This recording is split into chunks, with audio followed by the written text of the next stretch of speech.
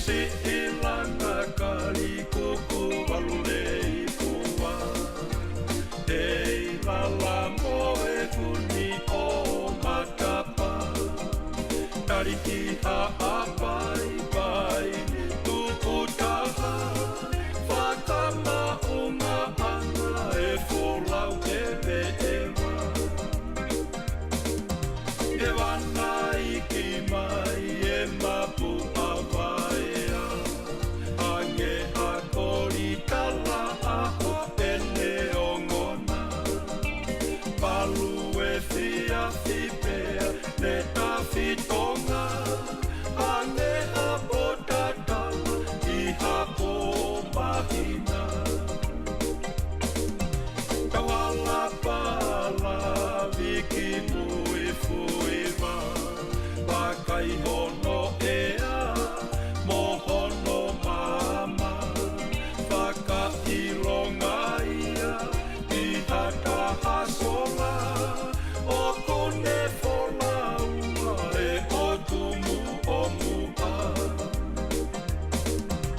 Angi e matangi pe ane alaha E ano funga lei moe ano haamea Apiko e feso kono aka utupua Fau atuai ki kala kala whaiwa Iwakia kate ufoki Ki loto o kalani mohono E amasani Aotearoa mohono ka kalafungani Sihenga e apiko niukui Iwakia kate ufoki Ki loto o kalani mohono E amasani Aotearoa mohono ka kalafungani Sihenga e apiko niukui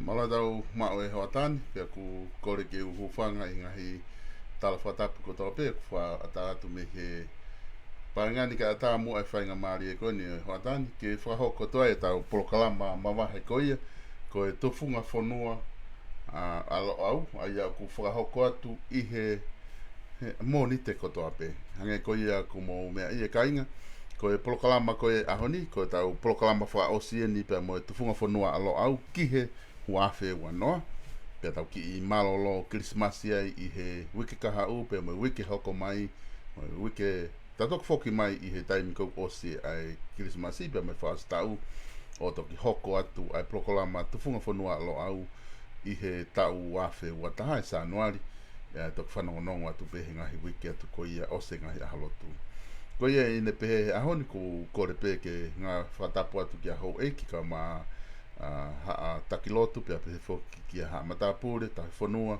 pe me he tonga kotoa pehe sola pe mo vulangi o kua out kia e polokalama ahoni whatawange pehe ku ongole rei atu e polokalama o e ahoni i apina ko loto foki tai tai rei i hoatani a PALOFESA toke tā SIOSIUA LAFITANI malo apito ko e polokalama tufungafonua alo au fika taha hiwa e ni ko fu polokalama lahi e ni ko ta fononga mai ai i he tau ko ni pe fua fia ke lava ke mauiwi ke whakahoka polokalama ko ni o whape ku ongole rei at pe le rei mea kotoa pe family pe mea Australiana. Alo pito songa te ko whamarmara pe i he whareiro atu me whatap ko ke whai re ki taramalo e whanua a ko pe melo tu kai hokatua e ta polokalama pa ko polokalama nge ko ke taranoa ke ai whika tahiwa ke ke tau whatona i ai mata umu ai ba i tā mo i tā i ba i he rea e mātua i ene wawe pe he Kalau hanga pe ko fika tahi wa. Ka whaampe ka pa nai wanoa e rewa ke fika katoa ka toki tuku. Koe kia hame e maumawai. Ka toki wanoa ki ke tau ho atu ke tau fo.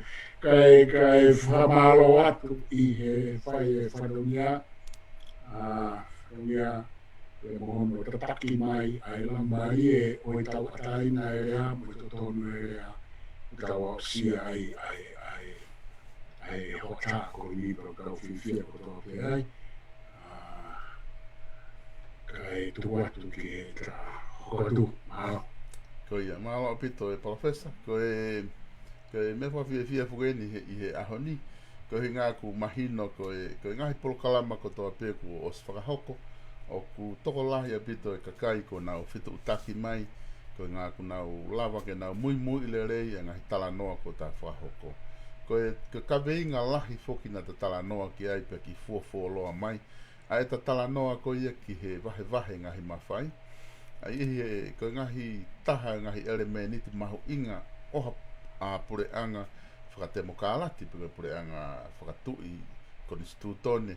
O ku iai ai vahe ko ngahi mawhai. Pena ta fualoa au pito ngahi weekend e fiha hoko e ta tala noa pe koe weekend ahoni te ta whama opo ai vahe ngahi mawhai I he ahoni ki mua ke tau malolo ka kou loto pe koe ngai koe ai mea ku mahu inga au pito hoko I he weekend koe ni kotoku mahiri atu I whare area ki mua ke nau tāpuni na nau hanga tari ai fo I lao e ua ai koe lao e taha koe lao koe ia ki he tau kolistu tone ai koe lao koe ia ki tukufonua ki langi na nauhanga e he whare area tari pia ku whanonga fo I lao koe ia ki ene awhio ke whahawhamon hingoa ki ai ka fo I lao koe ia koe nauhanga o whakakau ai tukufonua ki langi I he tala muaki koe e tau kolistu tone ka kore mo ke whai mua hau ki tala noa ki ai ko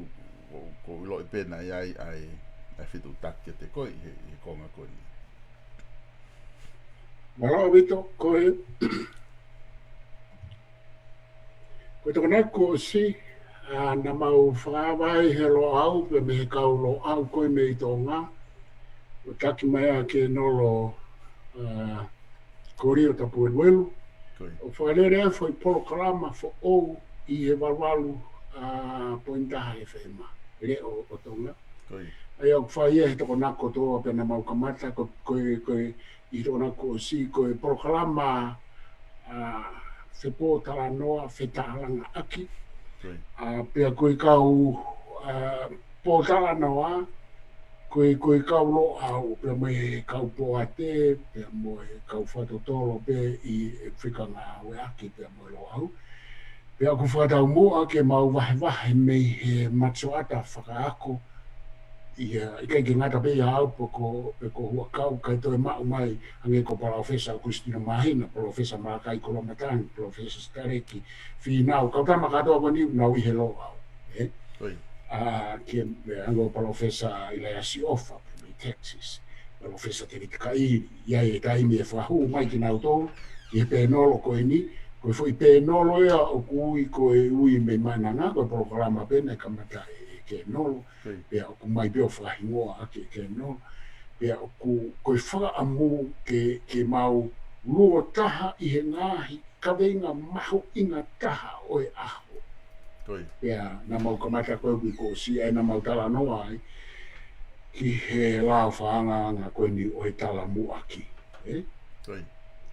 pea o kou pui ange he mo eiki pea kou whaapara ki he wharearea o tonga mo no eiki sea o wharearea I sea komiti kakato pea mo hou eiki o unga tawhaaki pea kou whaapapa ki he tonga kotoa pe mo tolu koe na mo mea mai he takona kina e hanga ke nolo o toi tuku mai e mau fo I po tala noa tala ngā ki he media wha social media Facebook kana e tuatu hanga tonu I tonga I he wha pa e whai I he taimi a tō ngā wha kotoa ai ana e ni ina mo mea mai ki ai na e ni ina na o mea mai ni tonga ki ene alatu e retio Koi. Pako oatu ai pui ange he moho eiki pe moa apa. He ko mea koe na mau tala noa ke ai o whihanga ia pe mga tala noa ko tō pe ku o sfai mga talanga. Aha ni I ko hafo kulupu whikau aki pe moe lao whanganga koe. Koi.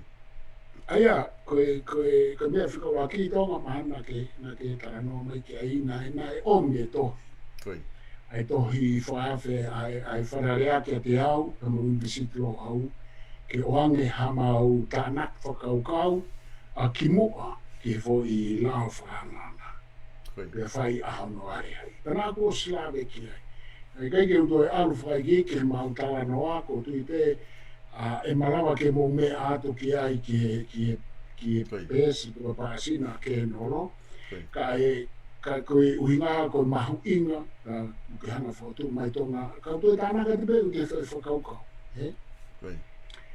Koe lao koe ni na I kai malu I e fo I lao whanganga ke o ai hau ki tu anoa ia. Koe whika ua ki ia. Na te ki koe ke area I e whare area ku o situku mai a ki tu. Aia koe mau whika ua ki ia I e Privacy Act. E ne whika ua ki maha mea a whakapuripuri, mono malu I ai ngahi ilo mo e poto, mo e tau kei whakangā ua e pure a ngā. Koe umea ene mamau ia ki mua he tau e whanoa, ai koe ko whaarawe ki ai mahu inga ke tau tuki, ke whakatonu e ngai whialaki, mau koe, ngai whialaki ngai mau koe. Sio ko o mai e tohi ke te au, I he wike ko osi. Osi mere ia he Facebook a hono tālanga e fo ia o whananga pe ko hai nane o mai. Pe ko whialawe ke he mahu inga. He koe tuku koe a he ni mga e puranga whate makarati, o kutoki tuku mai I hana whangofua e he whare ale aka, koe ko hataha ia kune hana o toho I mai me iroto o mai ke tānoa e mitia. He ulaki, koe lao whanga kotoa pehe, o sa mai e lao whanga talo nofu hei, o sa mai lao whanga taha ke te au ke whai tānake. Pe me he mau, koe mau whare rea lahi me, whetro pe me mau whare rea koe ni roko o mau. Pako ngahi tutu ni o ko o mai a ngahi tutu ni whakaraha kai ke ngofua ke mau ake ke hata. Ko ke mau torpe ko whiri koe ke o atu ha mau whakau, te mau tānaki lewa pe uiroa ko submissions. Pe whafoki atu, pa ke nau toi o mai, ke mau toi o atu whawhetongi maharo puto. Osko ia, o piti kai peke hu ia ki tu a ki he public. Ai mahu inga o e Privacy Act, pe ko e lao ki hano puke ke maluki hau me ai lota koe. Ai ai noa ia pe ito. O ka noa ko nai omka te au he wiko o si, he koe ko wiko o si wike atu. Ko o si le Facebook a ai ko o mea he whiwhi. Me whaarea. Mau e tau ngāo. Ka ke nai omi, le whai tāri ki ai, whai mau tā noa, ka awe, mau tāri fongi, tāri waki, tāri ua, tāri tō, whamao. Ka awe ko ia, ka na ulak ato e whai whehu I e nima. I he weekend ko wiko o si ki e ofisa kone ni o mai sekretari, ko miti ko ni whao. Ko whai whehu e nima pe wha koe nau awe, ko ua ki, ko whehu I atu, pe nai whai e whakataha mo e kakai ane whe. Ke whakawanga ai hono tuku mai I whakatontonu e whai rā koe ni, koe loto e ni kakai, o tonga. Pau ate whai whehu I whikaua, te kai ke wawe ai whakaua. Na kei o hana whapapau I te awe hakutari. He koe maha u asi ta mahino mai tene apa ko stuku ia ki tua. Para ula ki awe u whehu. Whehu no wana swai ha whewholowhai mai tui o whinangaro ke ai tui. He koe talamu aki koe maf te fua ia, pe koe tamai mata koe ulea o aikia, koe kano loto, koe elito ia, koe konistuto le. Pe koe tau whahau pe, nani tohui, pe koe whapapa koe he malai a koe, koe malai tohe konistuto le, o kutuku pe mai taha koe nani tohui, ai foi elito moe tamai ma. Konistuto no Amerikana e whau he foi toko Benjamin Franklin, Thomas Jefferson, mo John Allen. Nā tōna nau whai e fui tāna mua. Kote ke whahara ai a ki ai. Ka wāra ki he ukupu. Presidente ne fia mo whararea fia nau whai nā wawe ki he ukupu e konisutone e tāna ki ai. Ia me nā wai kupu tūka ngata kote ke whahara ki ai. Koe anga ia mea koe konisutone. Koe anga mea koe whakatoho. He kai ke whakatoho he sione pa ora tā li liu e ne fo i huru huru e ne tāra muaki. Koe ngā hau sai ane whakaukau pe nau ilo e fo ilo fo o ke ilo ke sione. Sai, mai ho tohi sione te li liu e au ho fo i tāra muaki ke ai e ku whakaukau. Koe ke hamea pehe. Koe whainga mea nia koe tae whakapa tonga. Mea whakamaa au pito pe mau lalo. Whangai te whakatapu. Koe ala a hawhare a rea ki he tala muaki ai tupi. Pe koe toko taha nane hanga whao pe koe hae whainga tohi. O tok whango fua pe ia i he lao kapau na e whina ngalo ki ai. Pe kapau e whina ngalo ki ai hatui ko os oange he ula ki tui ai ngō fua i he lao mo konistutoni. So boi. Ai pe ai kau whare a rea panau ku. Pea o mai pea. Pau atu. Ai ko mea he ua koe nai o mai. O kui kaike e fu mahino mai pe ku ai hakupu ma wahe ki he tumufonua ki langi. O kehe mei he kupu ki he ngahi lao o he aho mahalorofa pure anga. Pea kehe me he tala mua. Ko mea koe o asimai ka mautonu, ka pau tonu e koe ku whakahinga ki he whai lao. Koe kupu pe ki hono whahu ki he aho mahalorofa pure anga. Pea mo hono whahu ki he tala mua. Aia koe foi whakarea koe kau ki lawe atu pe, koe foi whakarea koe foi tala muaki. Oku whakarea whoki e tonga na dei lawe ke ato ana ki ma ka anoaka na doksi i wakai hifu. Oku whakarea whoki koe lao whakanganga pe pureketi whakatontoni pa toi pureketi a whika ua. Kutu no whawea i he ahoni he ose maboro kalamamua ni afi. O whakakau pe koe hae o hinga o ku ngāwe aki ai e ngāhi kupu lao koe ni o ku nau whai e ngāhi fui whatongia koe ni mo e tawha ake e lao mo e tawha hame o nau ngāwe aki ai ai fwoi rea koe whakatonu tonu. Koe whakatonu tonu hame anai hala. Sio?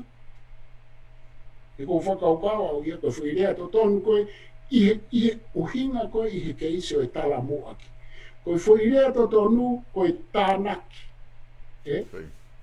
I he wakai whakalao aku mo whakakonistutono ke. Tu kehe ka pau koe ke hamea pēla mo konistutone ka foi rea pe koe whakatontonu. Koe whakatontonu pe ai aku nau tala mai he nau ngā ake foi rea whakatontonu pe koe foi rea pe o ngā aki. Na e hala. Foi tak whakapapai ka te apa koe foi. Kau whenga pia whanau no. Koe foi maulalo ta haini ko whai hapure anga i he ngā wala ke tala mua ke konistutone i he ngāhi liliu mo ngāhi tānaki mo ngāhi whatontonu ko tō pēu whai ke konistu. Toki hui mea ke hea pe whina ngā kai tui. Kai ke ulawa i he ngā wate foi whehui koe ki wharearea. He wiki en koe ko ka no ke kau te whai. Ua ki nā mou whakatahai whe nai whaha loto. Koe whakahaha loto ui whakaparang koe referendum.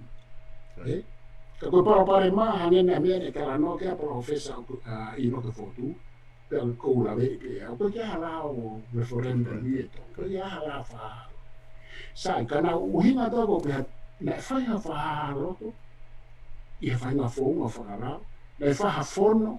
Nai whaha tala noa mo i kakai. koe konistu tōne ne tau tānoa kei koe futohi noa ia peke, nau whihuia. O koe ka futohi ake peha, o mai e fo i meiri ki a seria, koe hao moro ke ki kurupua, pe tohi a tata. Koe ni nei tatararo ngai karapu na uloto kato. O koe ke ai pehe, Kawhinia uko whatamu, pai he ai noa ia. Pakapau na ai pehe, oi au e tōna, hoku whakapō, ango koe rau koe mātua, e awhini mātua, tāwhatawa, oi au e hoku whakapō kapau na ai pehe. He koe ai rao whahaha loto, ka koe whaunga koe whaunga, ara tā ke whahawhini. Ka koe whai uraki, pupunga rea koe, oi whakatonu o kupehe. Koki mau tōru ai ka kai o tōnga. So, kamata pemolo. Ko haia ai kapineti moi whare area o punauhanga o whapasi ai whoi uraki pupunga rea loi. Tukehe ane nau whahau ke taramua. So ke umea ko ia. O ki whamamahi, pia whamamahi, pia tō whahau. Kaie, koe whai mau tāna matuka. Ka wata mau whai whakatu e ua mai whamaro pe tōna kuhana a wehe o se e mau sio ke e loa. Ia, urakare nai whai whehui. Whehui, e nai whai whataha mai whahalota ne whekakai. Whehui ono wane whai whai pe mene a whio, mahino, ke whinangalo ki ai. Whehui ono tōru nai whai ha Fepo whenea aki mo hau eiki, na roro ki ai hau eiki toko rai, papa katoa hau eiki, pea mo e whehu e tahana e osiarea ai, e tālanga i mahu viriri e wharearea, pea mo e whehu e taha. O sika pa atu rewa, pea o atu ko ia tamaina o tōru he ofisa, e pōwalu, ka taki, o mai pe ho o tānak whakaukau mo rau au, Wahu mai pe he whehui koe. Tā koe, e whakapāsi ai aho ima. Whatua aho malu, whakapāsi aho ima. Mausta no kia. Whainga whaunga koe. He kupehe koe e profesa ina whapuakau. Whakaofo ofa ai uhinga. Koe tuku whanua ki rangi oku. Mea anile ia ke aha noa malo. Koe ki whakawhepa ki eko au. Koe whaunga mo e wheitu ke whakahua i o kuhara. Whakakoristu tōne, whakarao, whakahistoria. Kei pa koe tani ura ki na te he e ku hanga o whare, koe na o whare hanga o tani. Poi ura ki. Mahauna ku mahu inga, ke to'o ai loto o i kakai.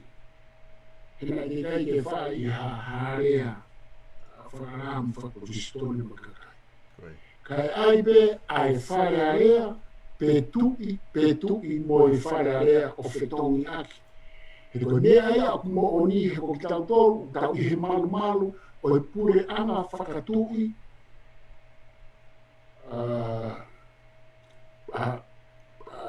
pure anga konistu tone whakatui, wharearea, democracy for constitutional monarchy and parliamentary democracy. Koe whaunga e ko tauia.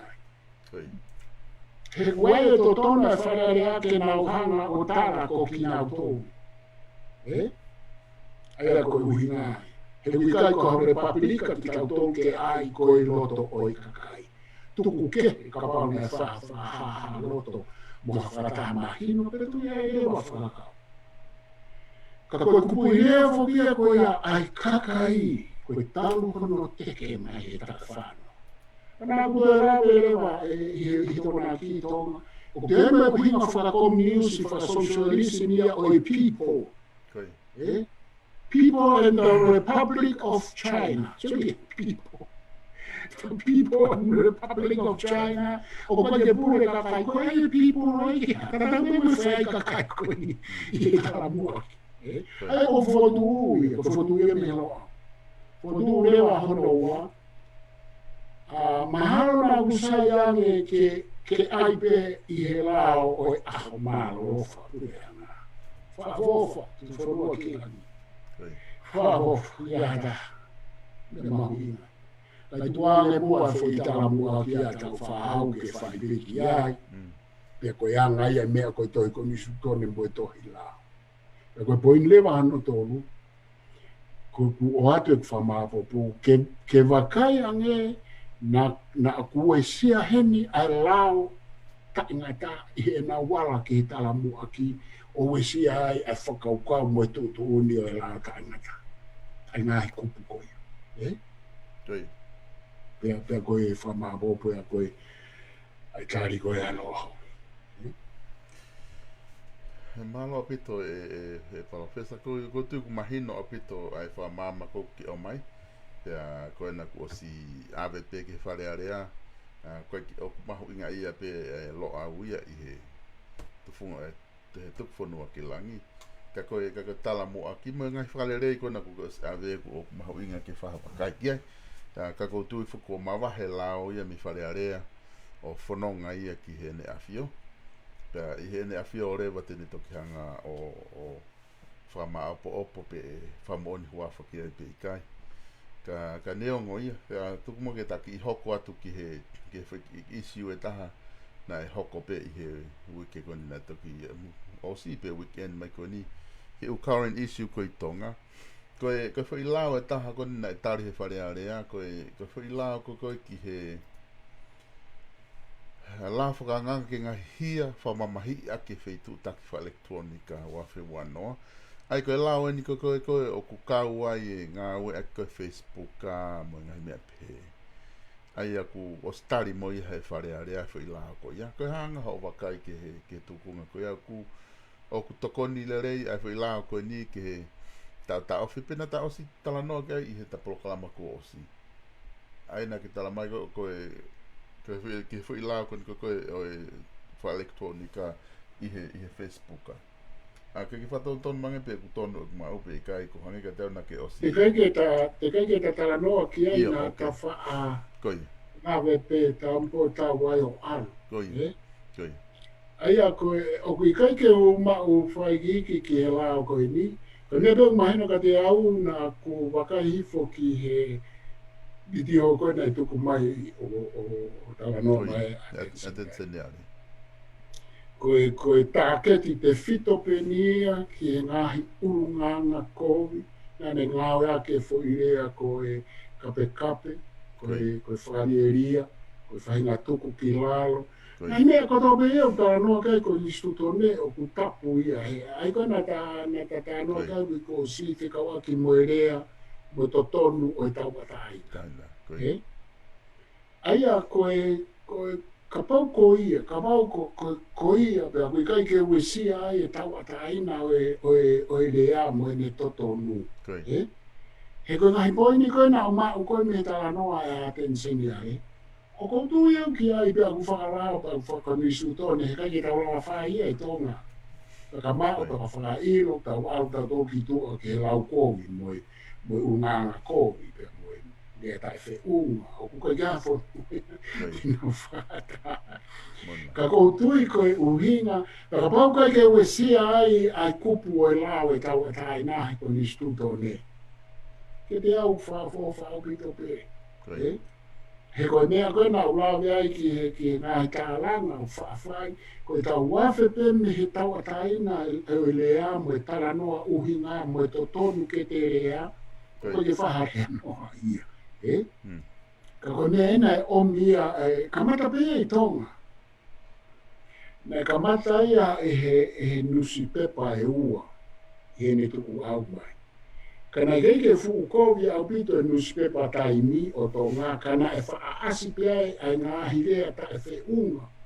I taimi o tonga, i ngā hitohi ki he etita. Pe asi pe i he ngahi awe ongo e ni i he taimi o tonga kana i keike fu alu o kovi au pi. Ko nusi pepa koko karoni kari, na e asai mo e urea hono umai ngahi rea ta se unga i he kamata mai ai whetaalanga aki, mo whetala noa aki koe. Koe. I he mea whakapolitika re ke riri whatemukari. Nai manatui e rea tohi e karukari. Ani ngawe ake ia ai hingoa ko whuirea ia hania hano whatonga ia whuirea kape kape. Koe. Ka ai o whatonga. Ana e toto purosi mai he karukari ko whawhepakia ke kau teke whatemukari. Ko nisua ko ke ana na whaanga whango so ko huinga kanoa. Ne kiki hea uia ke whahinga kape kape mo e whangaliria ko whai i he media whasosiale ani na lere mai. Ko ene alo ana whanawhotu i he pure anga ko o e patoa. Na e asiki mua ka ko ene COVID-19. He koe uhingana ke toi i fia hataha ia he patoa he kai puke ia whakahunta tau pukotonga pe ko muri, ko musio ia kia. Oa o pea ke kau ministana nau kau nau tōu he umea koe. He koe ngā ko nau tōu pure anga nau whai kai iria. Ngā hirea ka whiunga koe a tonga, ange ko plau ko kalonikari, kerea, ka me taimo tonga na e asimai na he ata pe kana i kai ke whukai. Tuku kehe ai ngahi ati kono ia na tae whakonisutone e nau hanga o whakaau ngai ai mahu inga konisutone ko mea kehe ia ko tānoa koe ke tānoa whareria mo kapukape hango whatapune tānoa ke aetesi. Koe. Kani hako ke Facebook a pui ange he moho eiki. He ko tau unganga koe kakai tonga, kakai ofa, kakai loto le ko tau ofa tau tōru ia. E rua o hao whape. Koe. Ka koe tau alu koe o ita. Ka koe whahinga lea kou tau ngāwa ke taimu tau ita. O kou nofo awea ene tau whia sio ki he lea koe taimi o tau ita i mo ngāhi lea kape kape. Ngāhi lea whalilia i he uhinga tensenia. Kele no ko ke ofia fonua e mamani. O si sio ka to au ke ufonua ke taimi ke he na ulea ita. Ufonua la rahi e sinaisi. O ke au e na ulea ta e unga whapapiriani ke ulea e kakaitoka. Ko e hai ui. Pea ku asia i mea koe ni i e media whasosiale. Pa koe uhinga ea na e whauai ai lao. Koe hāhano mālo hinga mohana waiwai ana. Ka koe pōpō koe he rao, tuku kehi ka pau nā wala ki he mawhte fua o e lao tau e kupu tau raine ko nistu tone, te toki i rao ki ai pa te whāno whawhehui. Ka koe fui ngāhi lao koe, koe te umau ki ngai tau tea. Ka koe lao koe ni ki hono whakahu, te whai aki hono tataki mo hono taofi. E unganga paku kone whai i e media whasosiale ko popo oke. Popo oke tau kai whanau tau whakonisutone ke e tō. Whawhia. Mālo e hao e pure anga koe ni o whao e whaimea koe ia. Tuke hange ai nao e kai aku e whauhinga ke rao whananga ke tala moaki. O kai e uhinga e koai e huta e tui me tai talia ke tai tui me tai talia fui la fui la ko tui mahalo e tonga koe la wafita ni la monta puri aki wharerea ai fui la o e ua koe ia ngiamu ke he whakau kei ko mahuinga i tuku whanua ia ki la ni koe ke whawhewia ia ono ai hono ahamalo lopa koe na ka awana. Pea koe rā koe ni whananga ke elektronika. Whahof. Mālo pito e PALOFESA koe whai isiu wha ausi koe te tala noa ke pata tok whoki e taka winga. Na e whakahu whoki he whare area ai a vote of no confidence. Ai a koe taha ia ngahi mea ngā ue whakatemo kālati i he whainga purianga whare. Koe whakahu koe ni a vote of no confidence. Pego tuku ke o si i lo le lei pe ko ia i Australiana ko na nga we lahi ake pure anga Australia ia e ngai ta mai ko ni e vote of no confidence me hoko pe ia fe tong ia ko e whakahu ko ni umari he ko to ko ni pare mia ko ia na ai ne fe ma fo ke to hongo fulu ai e ka fo fonga ke na fa mo oni he to hi pa to lava o hu ai la unga ko ni pe na to ko hiva fo ke ka fo fonga pa to a pe a hongo fulu ake ai deputy prime minister ko a tonga ai ko ona po bona fa sia i a ko na fo ka hu ai ki fare are ko ha ho vakai ki he tu unga ko ia o ku iai ai o ku toko wao no foki ai fare area ai a ku toko hongo fulu ene una ave ai vote of no confidence to le mea e toko tahaon ai ko toko ua ka no pere ku murinia pe kai fo ke fa vote of confidence o sta pon fo fare area e tok fai ki sanuari he time ko te na foki mai sanuari ke murini e toko ua ka no pere au fo tafa pe ko se fo ke fare area ai he kai ke vote auri fore ta hatol ai ta fa ko ku ai pure anga pe hongo fulu leve ta fa ko ha ho va kai ki ai ko ulo aki ko foi liu fo kia na fa wa fe hongo fulu pe ko lave i ko teke ko ke to ko ai ta matu i me ne sea ko i he fokata to ko ni pe alu pe ko e kapneti o fata to ko ni mana tu e foi fo tu ko ta fa hau ko kapneti mo e fata to ko ni mo pare mia mo tu i o kunau i he loto executive kato o kunau i he foi fa unga pule ai ko ja para mai e na unu polo ai a ko hinga he tanyo kunau fenga unu aki ai ka ko foi fa unga mo tu a foki ko se ko ai tu i fata ko ni ka ko kapneti na lava ai ko ke na o fe po tala no aki foka wike ke fai hono vakai e na ue a pare mia mo kapneti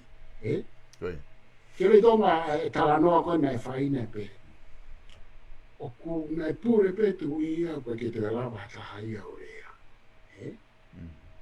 i komunista i na o fata ko se ke fai mea ko ia o koe ka fo i mea aia o ku whakanga ue, pe whakalao, pe whakolistu tonu. Koe fo i ongo i pēia e kau minista, mo kau mea ko ia e nau whainga tā ia ke nau rea ke he tu i.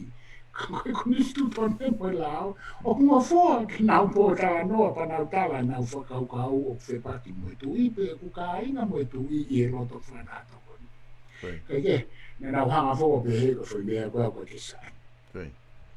To oi kai o mai ai whakahaha loto no vote of non-confidence because whakahaha loto whapuripuri ke tuku hapare mia ki tuku koe fwoi kupui la ina na mai ke whetongi aki ka koe paropare ma o ku paropare ma ta tau pe ia pea moi nau pure ke kapneti pa nau te o mai o whakulao na mahanga pe tonga, he koe ni, o kupure pe kabineti mo pare mia ka aku na o mai na to ia ki he fare I o runga, koe apa house na usna ve ki ai. Se pige na rege mahi no e pe na rege fatonga, pe na fatonga. O ku hinga pe to alu pe he a sino pure me kabineti ke fararea, koe na wo ke fare o runga ka fa unao. Ai mau fare I lano ma to lua house of representatives. Nana tōre sena, tatau pe mo Amerika. Neo mufama mahe, Palestini, me sena. Ka kesio ke ai e tonga. Tatau pe ia mo I whakau kwau o I vote of non-confidence. Na e uhinga ia he kutu tau ka tāhina. Pea koe vote of non-confidence ia I heni koe ke ngā ue aki noa ia. Ko tau tōru ia, I tau kage tau mahino ki ai, o ku aia he fo I taku ko toa pe. Sio, ka kua I kuna, ha fo I vote of non-confidence, I kai. Ko fo I whamore paanga pe. He koe ngai whai hala ko toa pe e o hake, ko ngai whai hala pe e to o hake I he fo I whakailo hoko, ko ngai whai hala pe e to e hake I he whakailo. Ko mea pe ku hoko ai tonga koe, ko no ta aki mai fai hala pe osko ia pa kai ke fahami aki he malo pe ai faha ia to ora to ta hauna ko ta mai fe malo to hofu ko to ope ai taimi mo panga tu ko hau pe ko ni o kai ke ai ke pehe ke fua aki hono fatontonu a pare mia hita o to o ko fahupe ko no confidence henga se hanga hangai ha fo pati e tahi na to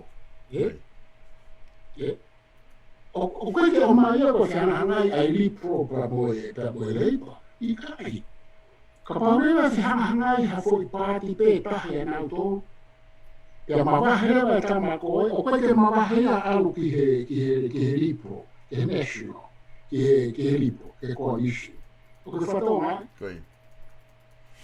o ikai ke mawahea o alu ke whakanga o iha me kautama e kutapu he lao. Ko whainga whotu pureana kone whai wa te hua fu. Lawa pia he maia mawahi ki mata urauta mai ka uia mawahi ki he. Mea tonga kona o tānoa ki mua kona e ai noa ia pa kono ngahi fuai. Koe vote of confidence ai ni mawai ua pēro tō leipa. Alwe konga ki he paroki. Pero koe taini ako ku ai. Pea ku whakalao whakonisi utone whakademokarati. Pea una wala na tō ria ke whare o ngā koe ke nana tō ria whaunā. Tau tōn, whoki. Whamanahe a mika ria o ksia mea kāta kono ngā hi o rai. O tau ataina ai to kon pare mia ia.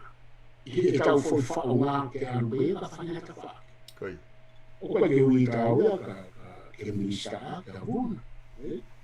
Pero koe ke hanga ia o ke hato kovi. He koe ha. Koe ngā ka mai ke foi whaunga na nau ai. Whia alu e koe i hema pa ke alu ki matao pa ke alu ki matao mamao pa ke alu ki hema mamao pa ke hame edin ka hawhiko. Koe tū koe te mukarati, ka pau ngai mau e tau whau ai wafi hofu. E ni mawahe a wuna o ai haere kau tama pe I he fo I ta whaaki pe koe no huna ui ai. Pe koe pātea kakai. Pe a whai e vote of confidence. Ka pakai he, ka pau e ai vote of confidence heni I he tako tote. Ko ai ke hae ko whenga ai ma pe I pōria pa mo reipa. Ka tonga ia. Ko whenga ai pe ai whaha ia ko pure ana mo tōna whanarea vote of confidence. Vote of confidence. Kai ui na ngai ka dea I tala noa whama I tōne mo I tala noa whara. Ai a mahalo ko kuki e whamapu koe aro unai ki he. Pera te tau tō wakai rewa ke tau whou. Koe ngai konga pēia, ngai ka vinga ia ke campaign e tau whou. Koe e la whanga ngai tala mua ki, ke whai a ki ha campaign, pe pehe ki he whou I ngai uhinga koe na ki te te whaha loto. Mahalo pēo ko ki mahino ate ko uina. Koe, oku mahino pito palofesa. Koe ola kopi eni, pe koe ola tamaki eni o tau liliu na e whai. O ngā nia ki he kakai, ka pau e te tau sio whakaloku fua ki he whakau kau. O whia mau he whonua, o ke whia mau he whonua ia e pātea kakai.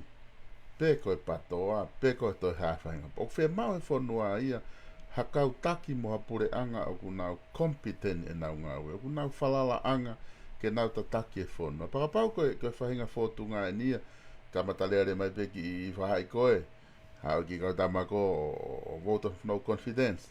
Lola tonga peia o kei mo vete pe whaita whaakia koe. Te panau, ka pau e te nau voti o au sanuari, pa nau voti o maalohi. Pa na hau na tō taki, hau pa na tō taki mo vete. Pa whewhe rewa ai e whonua ai, ka koe whehu ia. Koe ola tamaki eni o tau riri upe koe ha. O whe mau ke te whaha wakai lo loto ke whainga tō kunga koe ni he koe oseange aho. Ko mea kwe mau he kakai, ku whe mau kakai hakau taki moha pure anga, o whalala anga ke tataki e whanua. Ka pate tau sio whakalotu. Koe. Tau sio ke toi tapu ke uhinga e toi tapu. Koe whakamala ia e nia.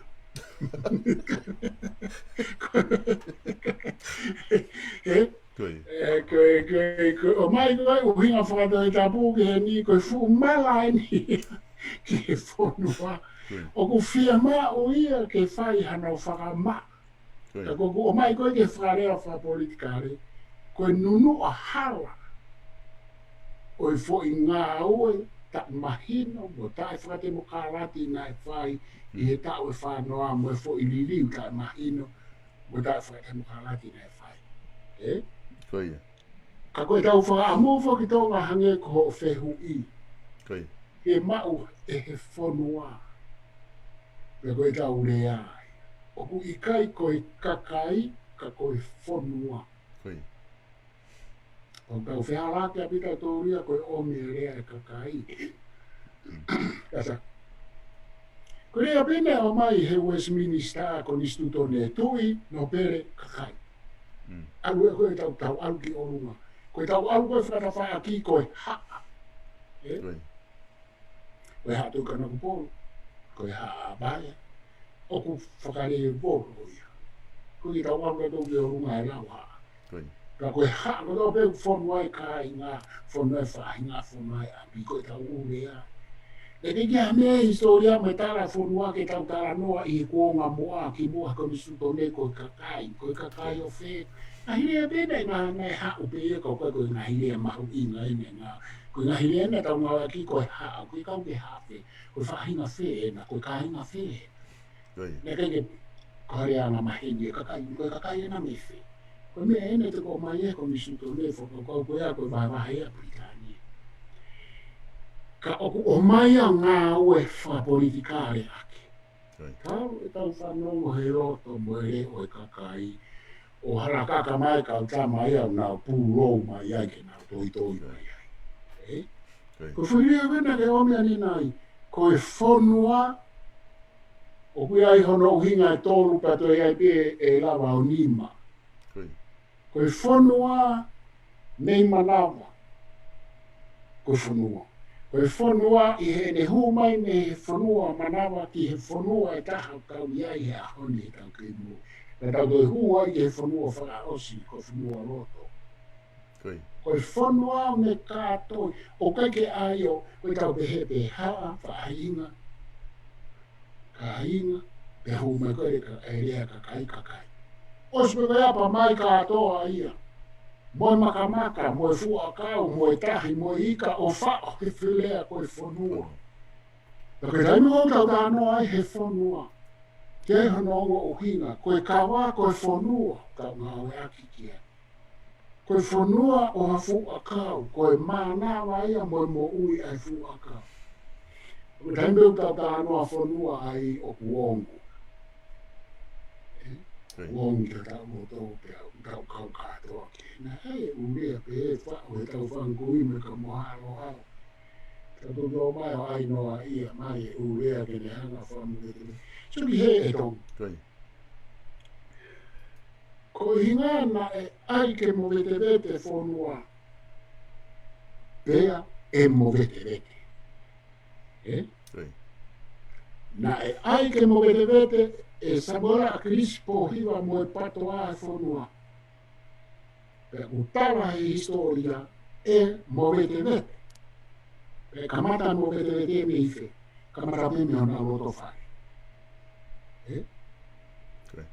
Ko historia ai. Kamata me me loto whare a kirisi. Kamata me me loto whare pato. Pea mo vete vete mo e whonua. Ko e uhinga ai. Pea whaurewa ai wāwhea o furua fo i tufunga whanua koia. I he fōi, mo vete rete koia. Pea uto e whamamahi, te utara noa pea au ke he urea koe ni he uku hāsino mai te hono nunua. Ka pana ke kāno nunua, e kai ke kāno i. E kono nunua ai. Tā noa pea au kia. Pane se rewa ke he te hāsino mai, Ko pau na tau tō e fu mei, te tau kai e fu mei. Oi. E ka ke tau tō e fu mei, pa tau kai e fu ufi. Ko sa maha mātua au ki kāna pe. Mona. Ko pau mei ki tau kai e fu mani o ke tamala. Oi ko whiria na ke ai mai. Oi.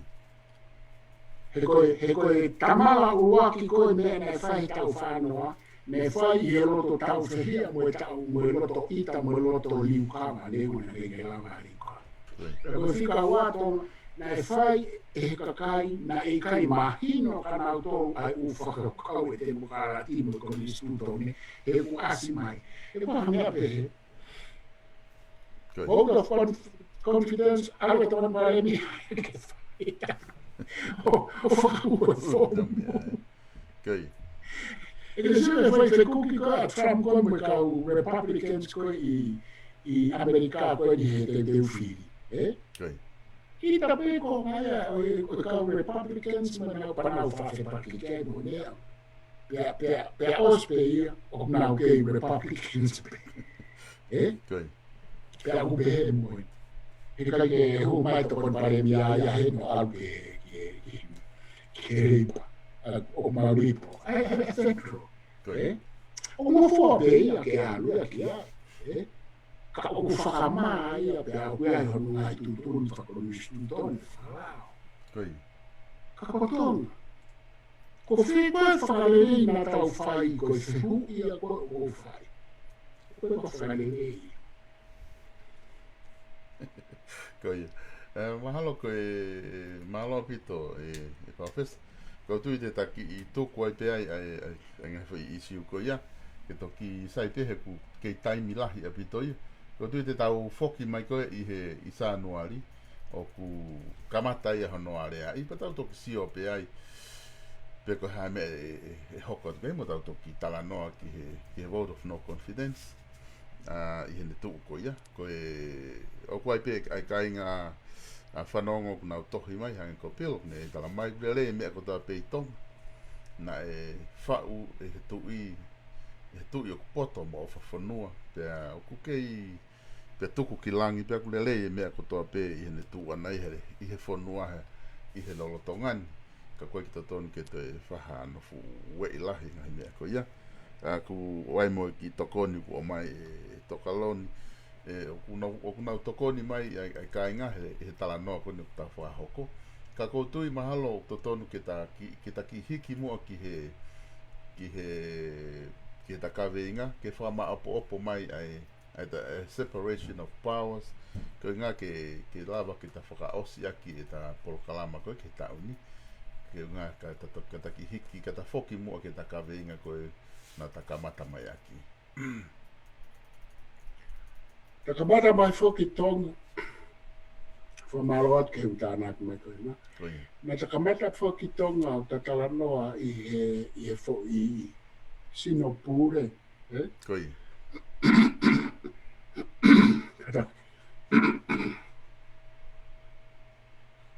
Ta kamata fo I sino pure, ko executive for papalangi. Koi. Ta kamata I hono ngahi tuunga, hono ngahi position. Ta kamata I hono whaunga, pea hange ko lava nai na tahanga o whakakau. Ai tui me whakatoko ni, me pare mia, e me kapneti ki he fo I kupupure. Neonga koe whatongia o kukeke. Koi.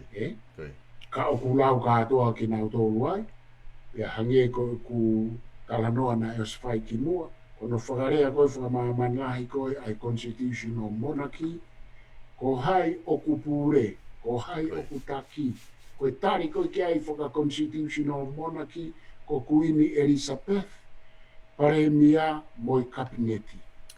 Ta tau be, a Britania, Australia, New Zealand, Kanata, mo whewhoi ngai whulua Commonwealth. Pea oku AWP fwoi talanoa pe heki tong. Pena ta talanoa mai ki hono whaunga whiri, oi ngahi tuunga koe ni, mo ngahi whatongia koe ni, na ta osia o kia I o talanoa kia, pea ta haurewa ki he fwoi konga, koe tuku ai tu I ia mo whakatato ko ni, i he kupupure. Okay. O na kupupure ata i he uhinga o na ngā i whatangia. Ka ngā unu mai ai pare mia aia pe mo kabineti o whaulao. Okay. Aia koe fo i whepaki uruaki na tatara noa ki ai. Koe whepaki ai executive, koe nā upure, pa nau te o mai rewa o whaulao. Ka oku whaia he ngahi whanua peheni, ka oku ai na wawe ke ane. Ka oku ai e whare o runga ke nau alu ke ai koe ke nau anu na tōru a whaulao hanga tōru. Koe no fo i whetongia ke ou a te nau pure pa nau whaulao. Ta wahere ta tōre wawhi hongo furu, e ke tau ilo, e fo i uhinga koe na e tau whaahau koe ke se a pe ai tu i he kabineti, he ko uhinga o kui airewa i he kabineti mo i whatato koe. Kai tuku ke he pare mia mo kabineti. Kai tau ilo tolo uhinga koe a tau whaahau ke ai ko uhinga ke ai e toko taha i he whatato koe ni he i kai ke hau kau he whaulao he me kai ke hau e tu i o kau he whaulao. Sia? Pea kai ke tau ai o whare ua. He koe foi mea koe nei to tomu ke tau whai, ka pana tau hanga o ilo, koe whare ua e tonu ai e tau foi ai he aho ni, ke aroa tu rewa pare mia mo kabineti o alu ke whare ua ki, kai ke nau kau he whare ulao, koe me maai. E kai ke whepaki ai mawhai ai, e wai ake mawhai. Aia koe ni ene e au mai ke e tatara noa. Taku asima rewa ngahi mau koe ia. Asima ia. Ka hau rewa, o tawa noa ke hono whiri mai kabineti mo pare mia. Whiri mai kakai ai whare area, whiri he whare area ai pare mia. Ta aru rewa e tata noa ai o ta hau ki hono whiri koe o e whamau anga. Na ki lawe ki hono whiri kau ngā whapure anga koe sino ngā ue whaka administration ni. Pe koe piwo koe si ia. Ta koe whiri ia koe kau ngā whapure anga na tau slawe kei mahina. Koe whiri i he qualification. I he tu unga whakaako mo i tu unga whaka ngā ue tau kei pe mo kota. Whaereo me tata anoa ke whiri o kau whamau wa o ke tu i whamau lahi.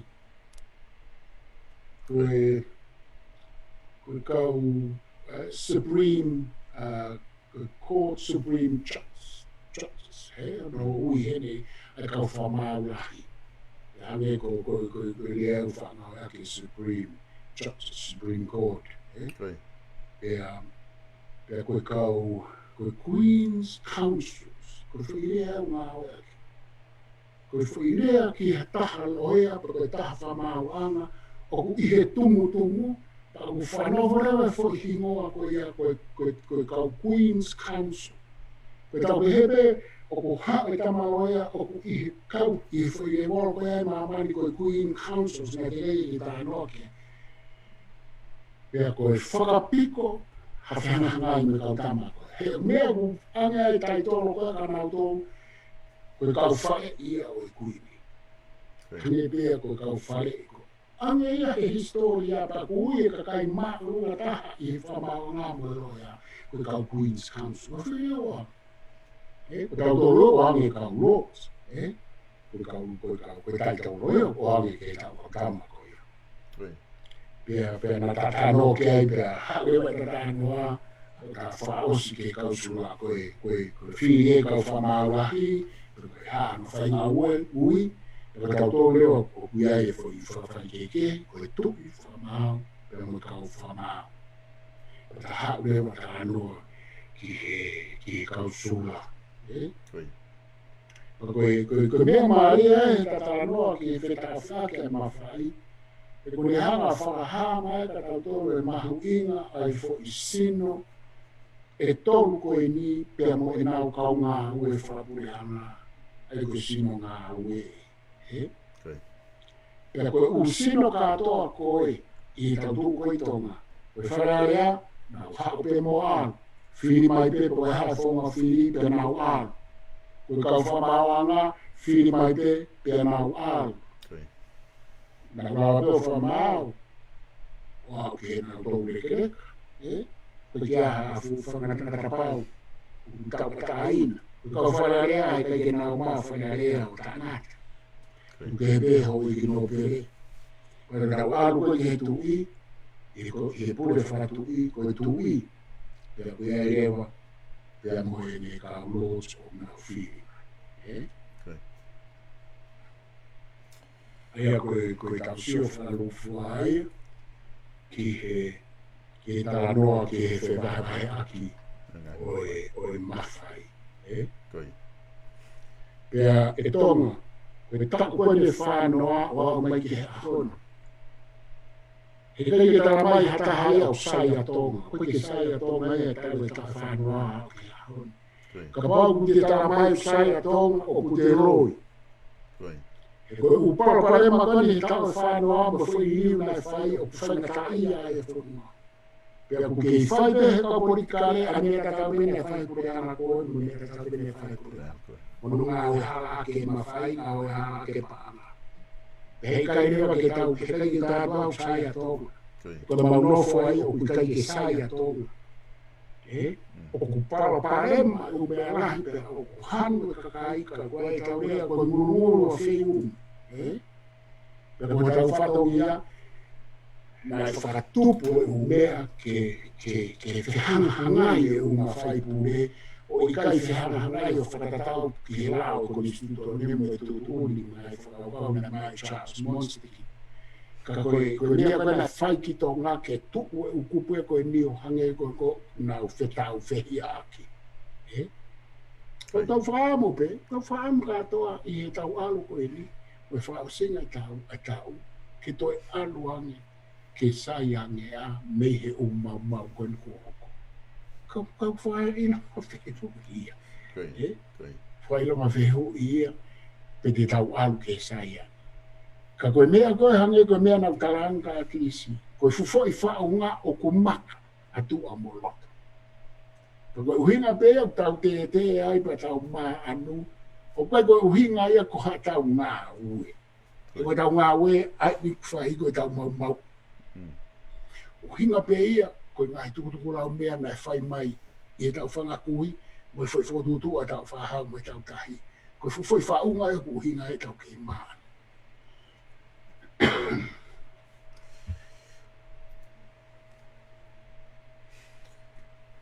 Palofesa koe ki komeni maari eni ai toko taha ko sales kaufus o ku nehanga o mai ko sef ge ai ko maari ia ki foi komeni ko onde tala mai ko ta uafe wataha ko ta o nunu movete ka koe ko ke wilo ko ne hinga mai ko hane hinga ni ta mai e nunu movete ka koe mai ko ngai foi idea whakatonga fo ke nunu movete pa ku ko ke mahino ke tau ko hinga a sales kaufusi porque nunu movete ko hinga ko he tau tunga pa politika re ko hai hinga ko hinga ke tau te ufiri fare are ka ko tu mahalo ko ne kakato peia e palofesa ngai whakaukau ko ku talawa o talanoa i he vahe ngai mawhai ngai polokalama ko ta whanonga mai ai ka pau te ai ha mea te ke whia whama opo mai ke pēta polokalama he whiawhin ki mua ke ta māwa he hoatani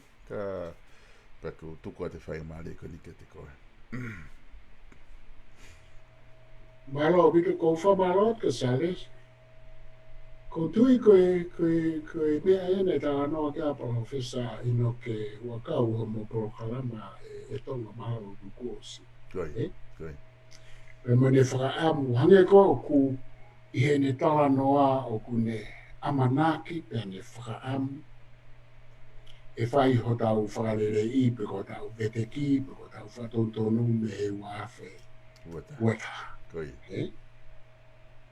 Ko tui koe uhinga ia koe ai fwoi tānaku nā sāre si. I he fwoi uhinga tatango uhinga koe a huakau. Ko ngā himea koe ni o ku whihi, o ku nunu atua e tau mo ui, ia e whainga maari, a koe a manaki e bete e tau fo ua whiwhare. O whakawhofa pe a e whakaukau a kaufusi, pa pe heke a huakau,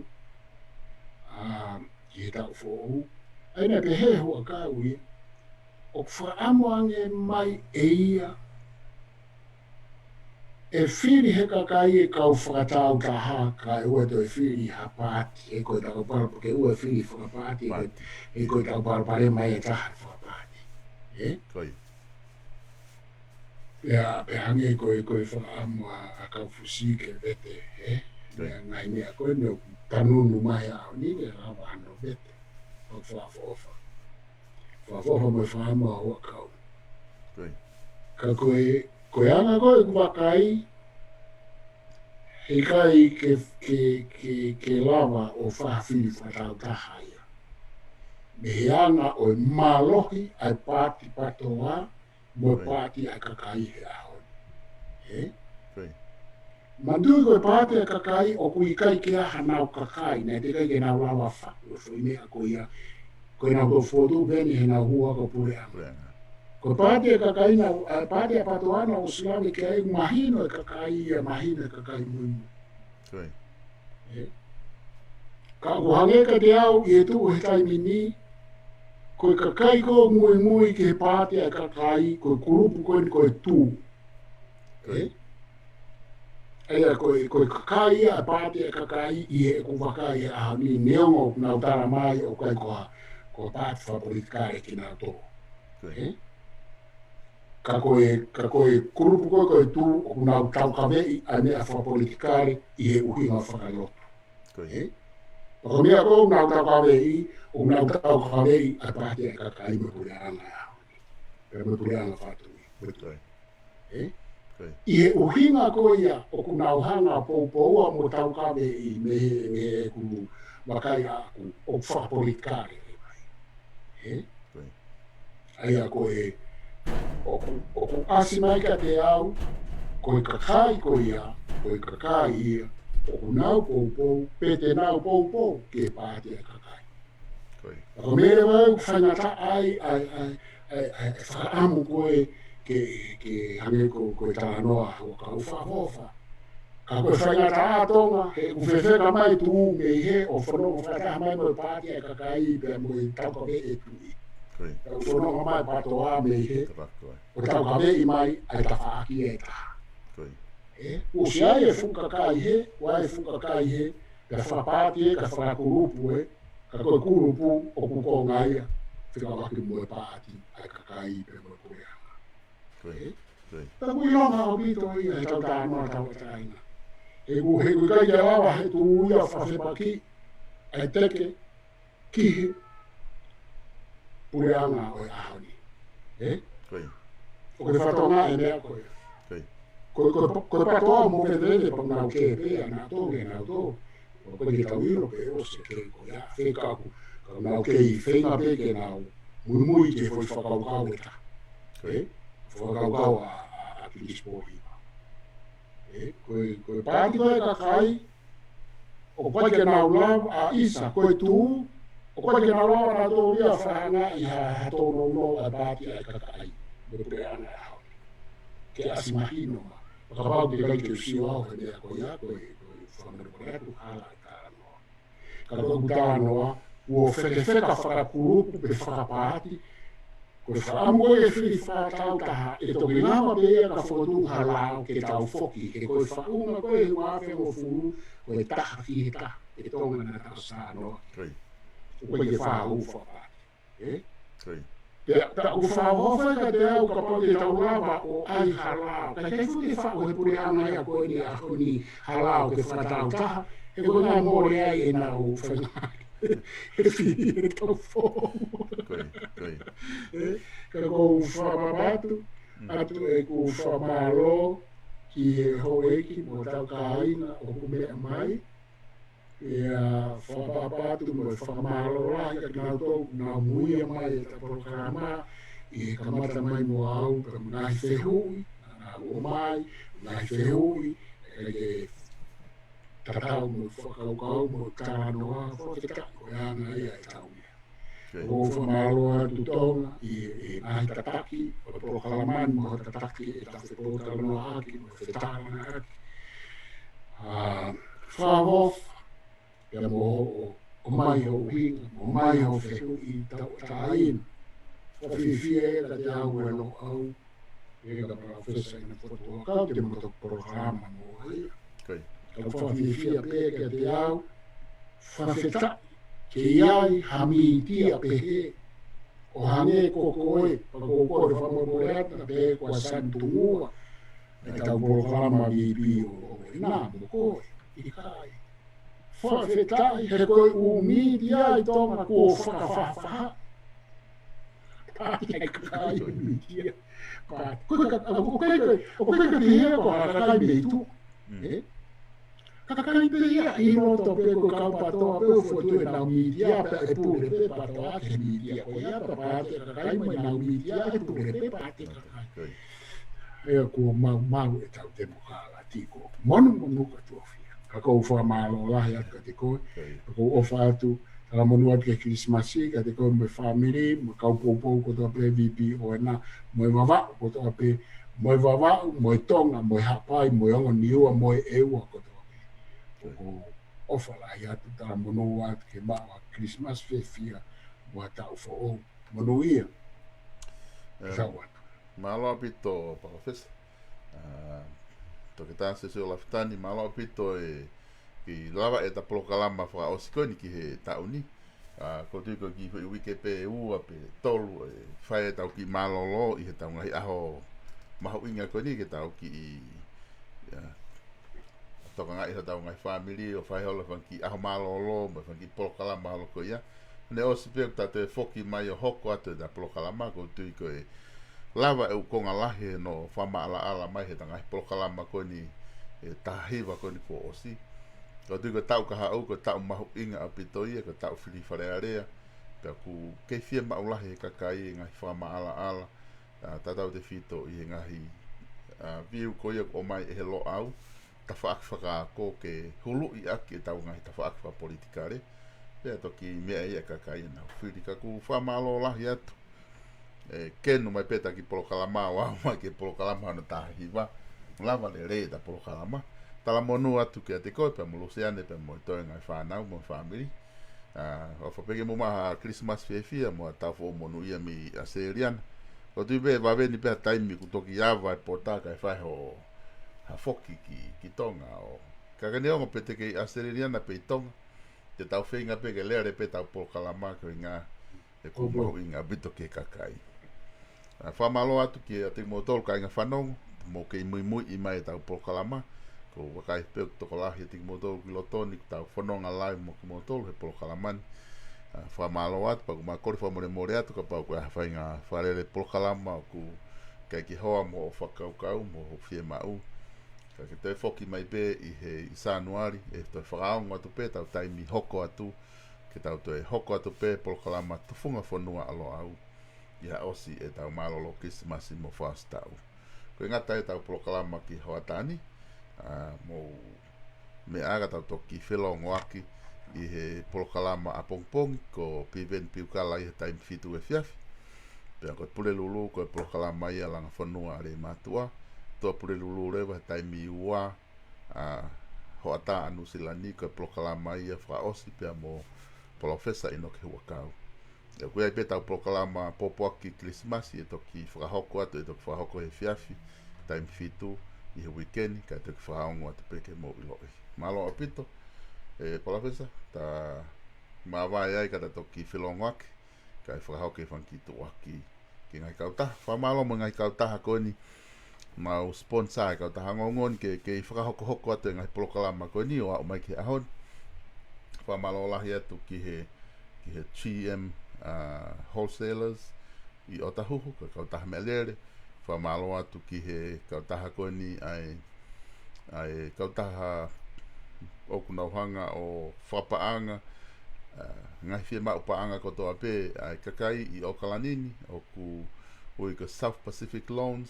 Whamalo atu ka Sitaleki i he ngahi tokoni kotoa pe me South Pacific Loans i he sponsor ka tahani pe he foki ki he Beautiful Tonga whamalo atu ka tingi Modol Beautiful Tonga e tokoni kotoa pe kei ki ngatai ko tauataina freight whamalo lahi atu ki a semisi tauataina pe me tauataina freight i he ngahi whengawe aki kotoa pe ko whakahoko mai i hono tokoni i whapaanga ngā weni pe pe ke Fostina Construction ki Salt Lake City fa malo atu ke ting motolu ia mo tokoni mai pe pe ke ting motolu ko to pe ko proklama ko na ui ko e Pultosa ki a fale aisi fa malo la atu ki te koe ki Sacramento i he tokoni pe mga popo ko to pe na fa hoko i he kautaha ngoni i he tauni pe ku mau ofa pe ki mo mau ha Christmas fia pe mo tau fo monu ia pe foki ki ngale te au ai ki family pe mi siato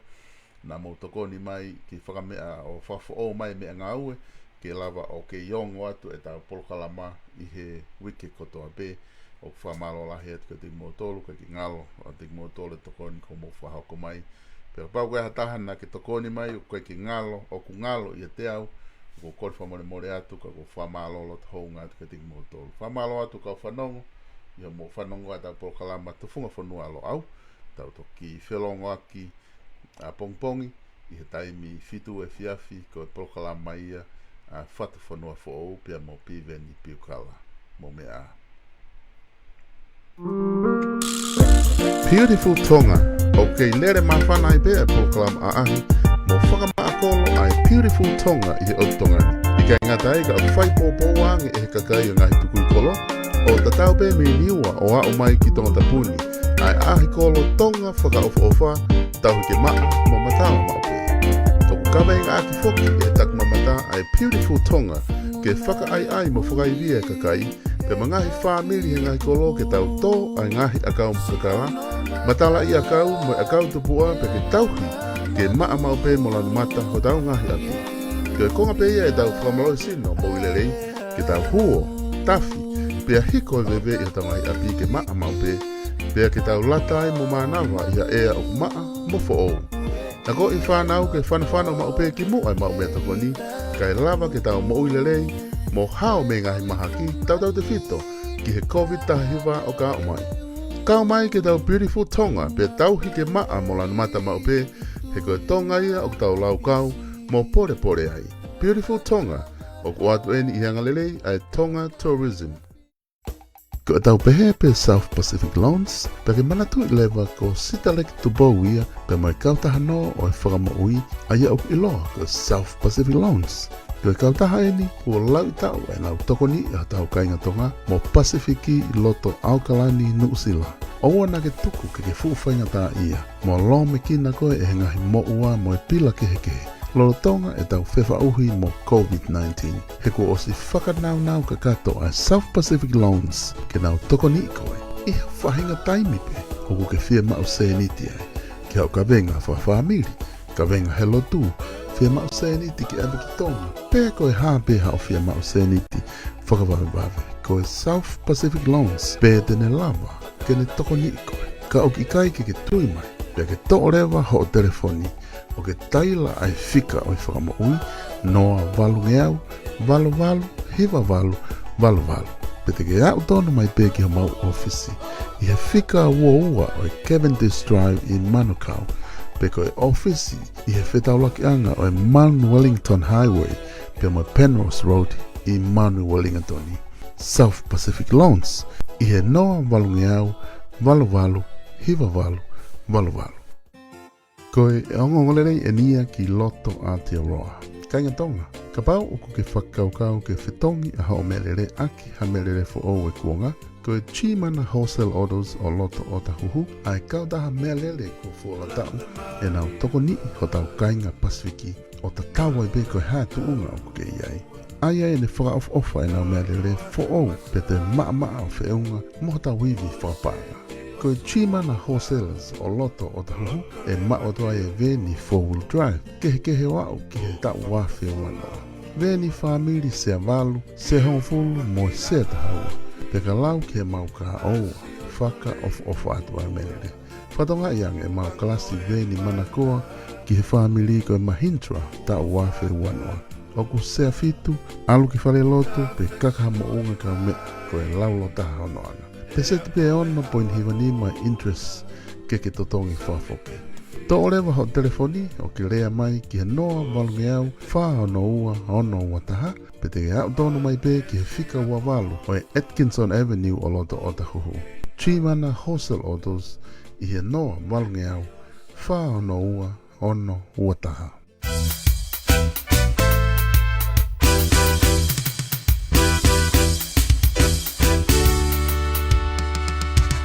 Ko e ongo lerei e nia pe mi he kautaha aveuta ki tonga tapu pea mo wawau ko e tau ataina freight. Tainga tonga o loto Aotearoa. O ku fia mo loto mawhana mape a e tau ataina freight ke whai whatongia maau I ho aveuta ka hoko ki tonga tapu pea mo wawau. Hangai ko ha awe hau container, pasi, lori, caterpillar. Pe ko whahinga mea leo le pe iha whahinga saisi pe. Awe katola, talamu, puha, nau whare, aisi. Pe ko hawhahinga nau langa pe. Ko e tau ataina freight pe taha. Tene lava ke ne whakatau ataina I ko e aki hatotongi mātu a whakatu I. O ki kai ngata he mau aweuta ki tonga, ka au mau toi o mai foki mo kontena mea kai aisi. Tuo taha I he mahina ko toa pe me wawa, pea mo tonga tapu foki. O kei hoko atu pe foki e mau awe, ta e totongi ho katola ki tonga pea mo wawa. Pea o paanga pe wha e walungeau, a e mau konteina ki wawa I Novema pea mo December. Pe aku malawa ke mau deliver tu hawhainga puha pe, I hawhainga lalahi pe. Pe ka pau o ke whea mau talamu kaume, o ku te whia laka ka koe talamu he. Te mau deliver tu pe hao puha, pe talamu ki ho api, ke whao whia maalia I ho uta, te mau toi pick up o. Oua na ke whakaukau, ko ha aku talai hanga mai. Ka ke hao tondo mai mua o ke ki ahi e mau service. Pau, ofa, whia tokoni, pe a loto I whatawhata mawhani. Whetau daki mai lewa, ki he whika telefoni noa ua taha, ua ono taha, fitu nima tolu fitu. O lea ki a se misi tawatai. Pete ke au tono mai ve ki ho mau ia te I he whika nima, Fairburn Road, I Otahuhu. I he tau ataina freight.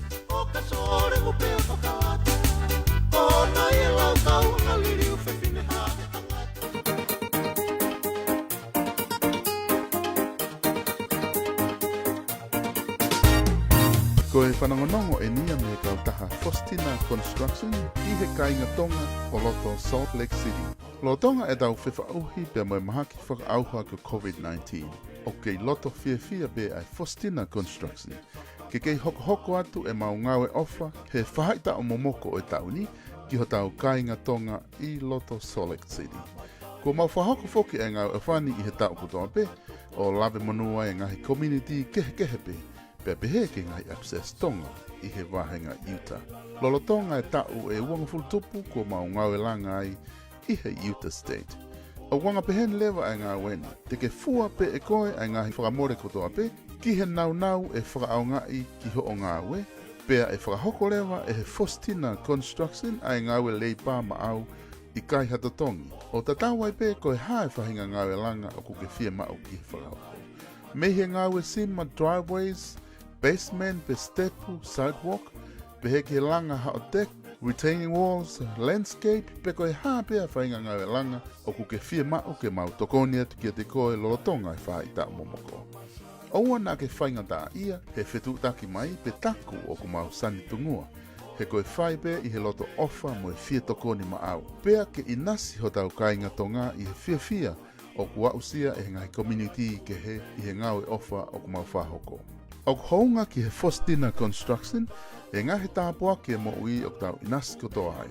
Pea mo e whakatawange ke kei o ona pe nge ia mo e langi, he ki hi ngau e o tau lava ke whahoko. Ka pau o kuke maho inga ia I he ngau e koe ni, telefoni mai lewa o lea ki a sione a holokatonga, I he malu noa taha wha ua nima ono no noa. Malu noa taha wha ua nima ono no noa, I he Faustina Construction. Opunga matai I Wakumala whakatopulangi Si o tapapai Nei lalaia e whetaulaki O katupula E angatu le wakawawa ulaki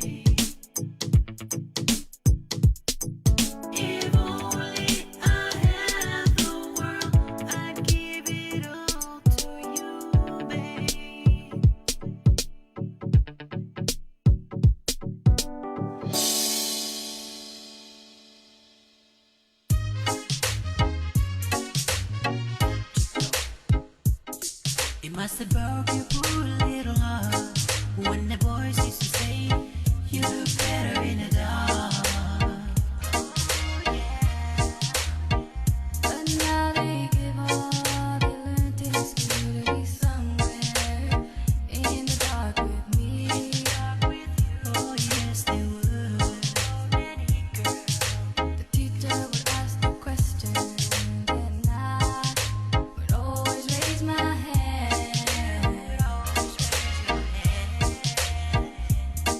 But somehow you never got your turn. My eyes would fill with water inside I'd burn. Oh yes it would. Would it be? Used to be so lonely. You're a beautiful woman. Oh yes you are. Would it be? Used to be so lonely. You're a beautiful woman. Oh yes you are. There was a boy who used to sit beside me, who liked to hold that place his whole life through. Oh, I was beautiful to him. He had a heart no one could ever see. Oh yes, I did. Yes you did. Would it be? You used to be so lonely. You're a beautiful woman. Oh yes you are. Would it be? You used to be so lonely. You're a beautiful woman. Oh yes you are. You were the only one who offered to carry my books. Carry your books. Took all the stairs and laughters and the dirty looks. Those dirty looks. 'Cause I saw them what they see now. They don't know how. They don't know how.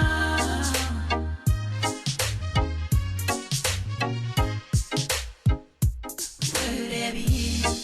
You used to be so lonely. You're a beautiful woman. Oh yes you are. Would it be? You used to be so lonely. You're a beautiful woman. Oh yes you are.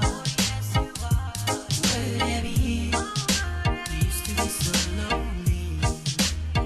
You're a beautiful woman. Oh yes you are. Would it be? You used to be so lonely. You're a beautiful woman. Oh yes you are. Would it be? You used to be so lonely. You're a beautiful woman. Oh yes you are. Would it be? You used to be so lonely. You're a beautiful woman.